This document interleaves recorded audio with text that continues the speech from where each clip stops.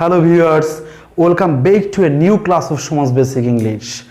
I am here today once again with a new class after the holy vacations. Hope all of you are fine. My dear viewers, today I am going to discuss about a logical grammatical item named narration. Please be with me and let's jump. Viewers, we are in the class and I am going to discuss about the narration, and at the first place I am going to giving you some important basic concepts about the narration part very clearly. So my dear viewers, please go through the part, and I am requesting you all to be with me until the end of the class to make your conception very easy and clear. So please be with me.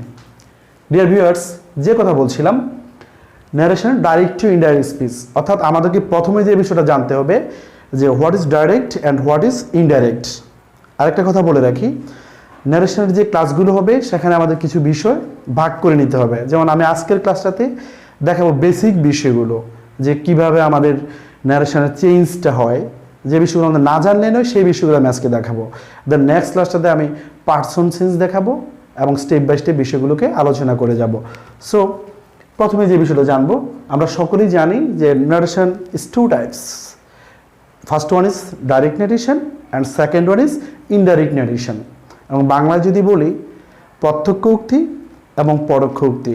আর যদি ন্যারেশনের সংজ্ঞা বলি তাহলে কি দাঁড়ায়, দেখুন আমি লিখেছি, বক্তা যা বলেন তাই ন্যারেশন বা উক্তি।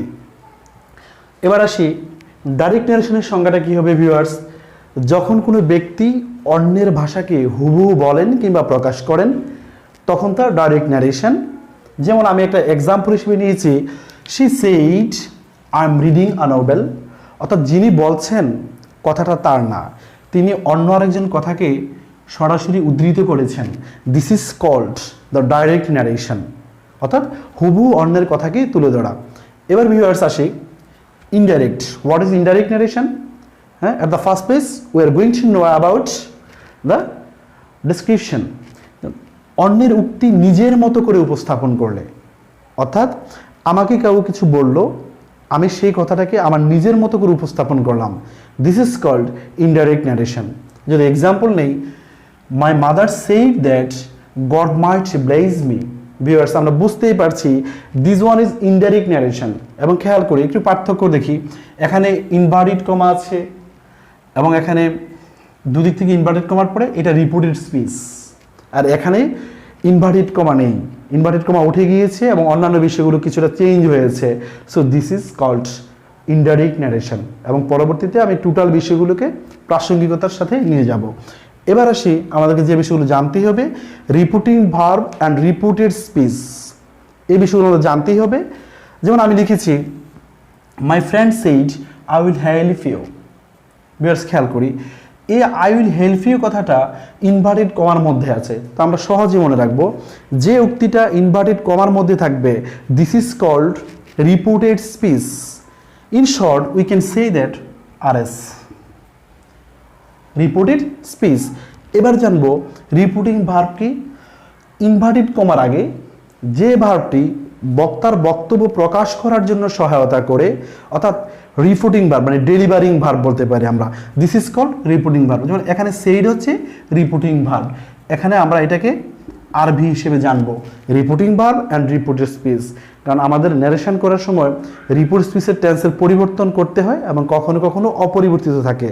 সুতরাং ওইটা করতে হলে আমাদেরকে আগে চিনতে হবে যে কোনটা রিপোর্টেড স্পিচ এবং কোনটা রিপোর্টিং ভার্ব। ভিউয়ার্স, এই তো গেল এই বিষয়টা। এবার আমি যা দেখাবো, আমাদের কখনো কখনো রিপোর্টিং ভার্বেরও পরিবর্তন করতে হবে। তো ওই বিষয়টাই দেখবো, একটু খেয়াল করি। যেমন আমি এখানে লিখেছি শি সেইড, এখানে ইনভার্টেড কমা আছে কিন্তু এখানে ইনভার্টেড কমা নেই, কিন্তু দ্যাট এসেছে, এমন একটা বিষয়। এখানে ইনভার্টেড কমা উঠে গেল এবং সেইড রয়ে গেল। এই যে বিষয়গুলো কখনো কখনো টোল্ড হবে, টেইল হবে, টেইলস হবে। যেমন আমি লিখেছি, কোনটা চেঞ্জ একটু খেয়াল করি ভিউয়ার্স, যদি সেই থাকে তবে রিপোর্টিং ভার্ব পরিবর্তিত হয়ে টেইল হতে পারে, যদি সেইজ হয় তবে হবে টেলস, যদি রিপোর্টিং ভার্বে সেইড থাকে তবে তা অপরিবর্তিত হয়ে সেইডই থাকবে। এবার আসি, যখন সেইড টু হবে তখন হবে টোল্ড, যদি সেই টু থাকে তবে হবে টেল। তো ভিউয়ার্স, একটু পার্থক্য আমরা খেয়াল করছি, এখানে এগুলোতে টু আছে, এখানেও টু আছে, আবার কখনো কখনো টু নেই। অর্থাৎ যখন টু থাকবে তাহলে বুঝতে হবে ওই টু এর পর একটা অবজেক্ট নিশ্চয়ই থাকবে। তাহলে আমি যে নোটটা লিখেছি অ্যান্ড বি নোটটা বেরি সেইস, সেইস টু, সে টু থাকলে রিপোর্ট স্পিচের টেন্স অপরিবর্তিত থাকে। এটা আমি পরেও দেখাবো, এই বিষয়টা আপনারা লিখে রাখবেন এখন। আর টু এর পর অবজেক্ট থাকে। সো ভিউয়ার্স, এই হচ্ছে বিষয়গুলো। এখন আমরা দেখব যে টেন্সের পরিবর্তনটা কি করে হয়। So please let's jump viewers, let's see our part now. আমি লিখেছি changing of tense direct to indirect.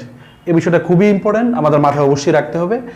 তো যেটা বলছিলাম, আমি এই বেসিক কনসেপ্টগুলো দেখানোর পর পরবর্তী ক্লাসগুলোতে দেখাবো যে কিভাবে টেন্সের পরিবর্তনটা হয়। এখন আমাদের মাথায় নিতে হবে যে কোন টেন্স থাকলে পরবর্তীতে ইনডাইরেক্টে অন্য কোন টেন্সে পরিবর্তন করতে হবে। তো ভিউয়ার্স, যেমন আমি লিখেছি প্রেজেন্ট ইনডিফিনিট যদি ডাইরেক্ট নারেশনে থাকে তবে ইনডাইরেক্ট করার সময় আমাদের লিখতে হবে ফার্স্ট ইনডিফিনিট। দেন যদি ডাইরেক্ট নারেশন প্রেজেন্ট কন্টিনিউয়াসে থাকে তবে আমাদের ইনডাইরেক্ট করার সময় নিতে হবে ফার্স্ট কন্টিনিউয়াসে। অন্যদিকে যদি ডাইরেক্ট নারেশন প্রেজেন্ট পারফেক্টে থাকে তবে ইনডাইরেক্ট করার ক্ষেত্রে আমাদের নিতে হবে ফার্স্ট পারফেক্টে। ভিউয়ার্স, দেন যদি প্রেজেন্ট পারফেক্ট কন্টিনিউয়াস থাকে তবে ফার্স্ট পারফেক্ট কন্টিনিউয়াস। যদি একটু সহজভাবে মনে রাখতে চাই তাহলে আমরা খেয়াল করি যে প্রেজেন্ট মানে এখানে ফার্স্ট, প্রত্যেকটা ক্ষেত্রে এখানে প্রেজেন্ট মানে ফার্স্ট। যেমন indefinite just first indefinite, present continuous simply first continuous, present perfect simply first perfect, present perfect continuous first perfect continuous. অর্থাৎ যখনই প্রেজেন্ট সেখানে শুধু ফার্স্টকে আমরা রিসিভ করবো। দেন ভিউয়ার্স, যদি ফার্স্ট ইনডিফিনিট হয় সেক্ষেত্রে আমরা নিব ফার্স্ট পারফেক্ট, অর্থাৎ ফার্স্টের ক্ষেত্রে ফার্স্টেই থেকে যাবে। দেন যদি ফার্স্ট কন্টিনিউয়াস হয় তবে আমাদের হতে হবে ফার্স্ট পারফেক্ট কন্টিনিউয়াস। দেন যদি ফার্স্ট পারফেক্ট হয় তবে সেটা অপরিবর্তিত থাকবে, অর্থাৎ ফার্স্ট পারফেক্টই থেকে যাবে। এরপর যদি ফার্স্ট পারফেক্ট কন্টিনিউয়াস হয় সেক্ষেত্রেও আনচেঞ্জড থেকে যাবে, অর্থাৎ ফার্স্ট পারফেক্ট কন্টিনিউয়াস। এবার আসি, যদি ফিউচার টেন্স হয় অর্থাৎ রিপিটেড স্পিচটি যদি ফিউচার টেন্সের হয় তবে সেক্ষেত্রে আমাদের করতে হবে ফিউচার ইন দ্য ফার্স্ট। অর্থাৎ কিছু কিছু ক্ষেত্রে যেমন শ্যাল, শুড, উইল, উড ওরকম কিছু ওয়ার্ড চেঞ্জ আসে, এগুলো আমরা দেখে নিব প্র্যাকটিস সেশনে। So viewers, let's jump to the part to know about the new change of tense. So please viewers, now we will take idea about the narration without changing tense so that we can make it clear, I mean how to change the direct to indirect one without changing any tense in the form. তো খেয়াল করি, আমি প্রথমে লিখেছি repeating verb যদি present indefinite কিংবা future indefinite হয় তবে রিপিটেড স্পিচের টেন্স অপরিবর্তিত থাকে। আমি আগেও বলেছি সাধারণত পরিবর্তন হয় রিপিটেড স্পিচের টেন্স। এখন যদি রিপিটিং ভার্বটি প্রেজেন্ট ইনডিফিনিট কিংবা ফিউচার ইনডিফিনিট হয় তবে অবশ্যই সেক্ষেত্রে আমাদের রিপিটেড স্পিচের টেন্সের কোনো পরিবর্তন ঘটবে না। এবার আসি নেক্সট ওয়ান, আর কখন রিপিটেড স্পিচ যদি ইউনিভার্সাল ট্রুথ হয় অর্থাৎ চিরন্তন সত্য হয় তবে টেন্স অপরিবর্তিত থাকে, অর্থাৎ টেন্সের পরিবর্তন ঘটাবো না। এবার আসি, আমরা এক্সাম্পল দেখে এই বিষয়টা খেলবো। যেমন he says I have completed my lesson. Viewers, একটু খেয়াল করি, যেমন হি সেইজ, হি এখানে থার্ড পারসন, এই জন্য সে এর সঙ্গে অ্যাজ হয়েছে, সুতরাং এই অংশটা প্রেজেন্ট ইনডিফিনিট। এবং এখানে যে রিপিটেড স্পিচ আছে আমরা আগেই শিখে এসেছি রিপিটিং ভার্ব এবং রিপিটেড স্পিচ, ইনভার্টেড কমার মধ্যে যেটা থাকে সেটা রিপিটেড স্পিচ এবং তার আগে যে ডেলিভারিং ভার্বটা থাকে সেটা হচ্ছে রিপিটিং ভার্ব। তাহলে এখানে সেইজ আছে, তাহলে আমরা বুঝলাম এটা প্রেজেন্ট ইনডিফিনিট। ওকে, এবার দেখে নিই, যেমন আমি লিখেছি he says I have completed my lesson, অর্থাৎ এটা প্রেজেন্ট ইনডিফিনিট এবং এটা রিপিটেড স্পিচ। তাহলে রিপিটিং ভার্বটি কিসে আছে? প্রেজেন্ট ইনডিফিনিট ফর্মে। তো আমি বলেছি যদি প্রেজেন্ট ইনডিফিনিট হয় তবে রিপিটেড স্পিচের টেন্সের কোনো পরিবর্তন ঘটবে না। তো একটু খেয়াল করি, এটা প্রেজেন্ট পারফেক্টে আছে, এখানেও আমরা প্রেজেন্ট পারফেক্ট লিখেছি। কিভাবে? শুধু তার আগে আমি লিখে দেখে এসেছি যে যখন সেইজ থাকে তখন আমরা রিপিটিং ভার্বটাকে টেলস লিখতে পারি।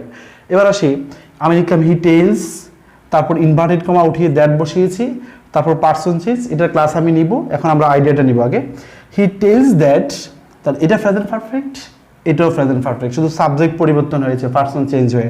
তাহলে he has completed his lesson, টেন্সের কোনো পরিবর্তন ঘটেনি। Then next one, you will say, তুমি বলবে I am writing a letter.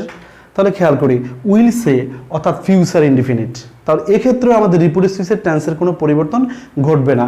যেমন তাহলে সে এর পরিবর্তে আমরা শিখেছি যে টেল লিখতে পারবো। তো you will tell inverted comma উঠে দ্যাট বসেছে। এবার খেয়াল করি ভিউয়ার্স, শুধু পার্সনের চেঞ্জ হয়েছে, এই জন্য ইউ এসেছে। আর এটা হচ্ছে প্রেজেন্ট কন্টিনিউয়াস, এখানেও প্রেজেন্ট কন্টিনিউয়াস, শুধু ইউ আছে বলে ইউর সঙ্গে আর হয়েছে। এই হয়ে গেল টেন্সের কোনো পরিবর্তন ছাড়া আমরা চেঞ্জ দেখলাম। এবার আসি ইউনিভার্সাল ট্রুথ, যে কথা বলছিলাম। Teacher said earth moves around the sun. শিক্ষক বললেন পৃথিবী সূর্যের চারদিকে ঘোরে। ইউনিভার্সাল ট্রুথ তাহলে কি দাঁড়াচ্ছে? Teacher said that earth moves around the sun, যা আছে তাই, কোনো চেঞ্জ আসেনি। ভিউয়ার্স, এই হচ্ছে বিষয়টা।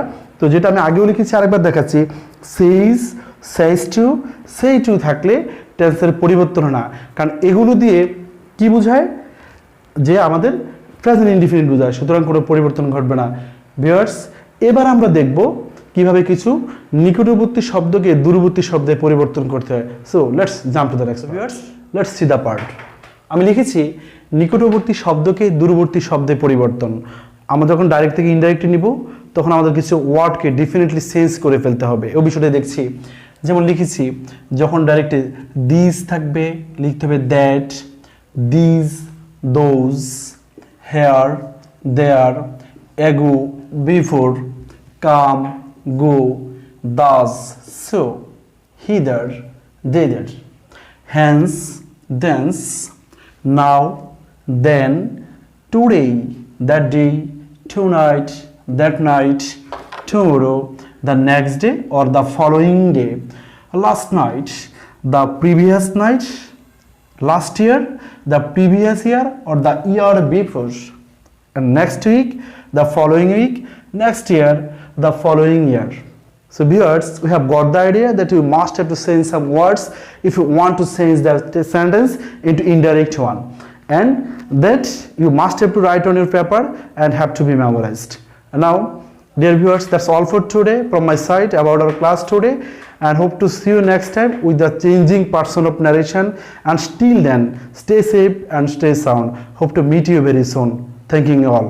Goodbye for today.